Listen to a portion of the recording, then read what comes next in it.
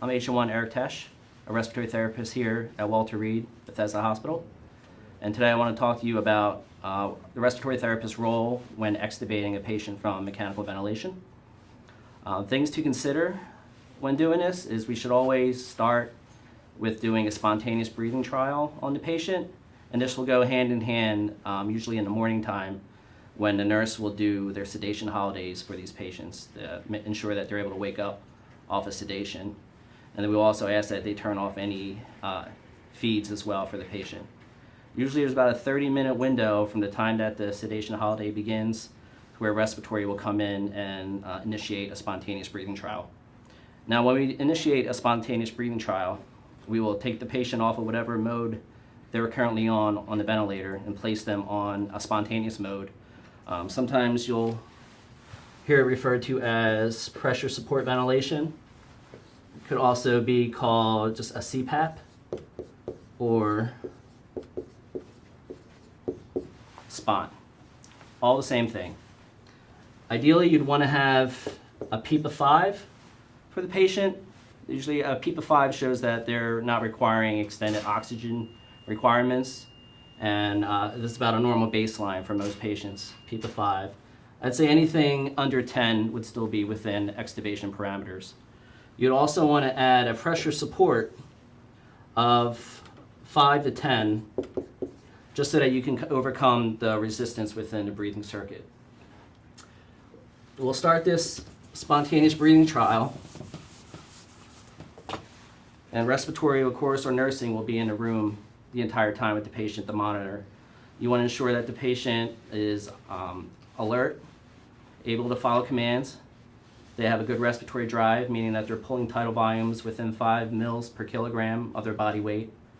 Their respiratory rate should stay within a normal range, usually under 20 breaths per minute, with a rapid shallow breathing index of less than 100.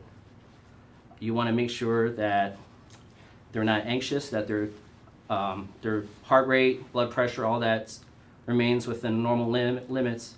And then usually if there's not an increase greater than 20, then the patient is passing.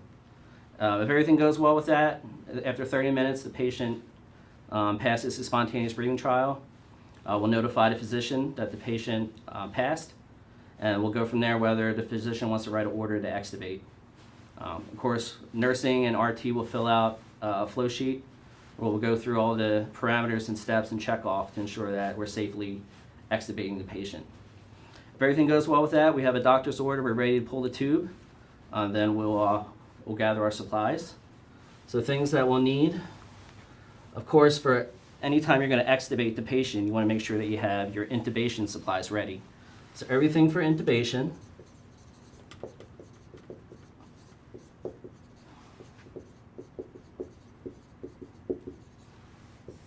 So that includes your airway cart, your the same size endotracheal tube, and then one size down endotracheal tube in case there's any airway swelling. You want to have a laryngoscope and blade, an ambu bag with a filter, especially for our COVID patients. Bag filter. And you want to have some racemic epinephrine on hand as well in case you need to nebulize that for extubation stridor. So, intubation supplies. For extubation, of course, you'll need an ambu bag,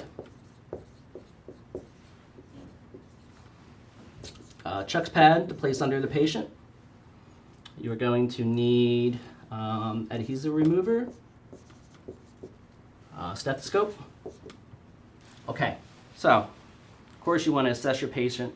You'll check breath sounds, make sure that you have bilateral breath sounds, good aeration. You want to make sure that, again, the patient is alert, oriented, able to follow commands if possible. But the biggest thing is you want to make sure that they're able to protect their airway. That's the most important. So you will explain the procedure to the patient if they're alert, able to follow commands, or if family's in the room, you'll also explain what you're doing. You want to sit the patient up at greater than a 30-degree angle, as most upright as possible, unless there's any spinal precautions.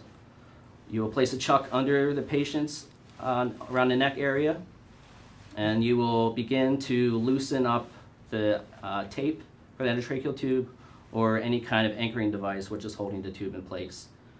You will take a 10 cc syringe and with your stethoscope, you'll slightly listen to the neck with your stethoscope.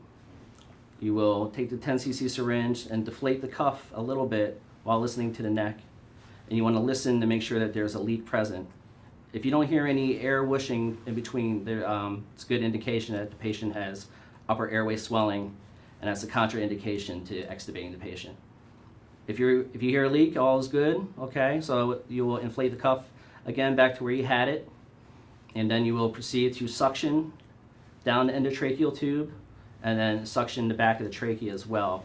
That way you minimize the risk of any mucus or any kind of any goobers that will go down the airway and cause aspiration. So once you suction above and below the cuff, everything is loose. You will also keep your 10 cc syringe still to the cuff. Instruct the patient to take a deep breath in and hold.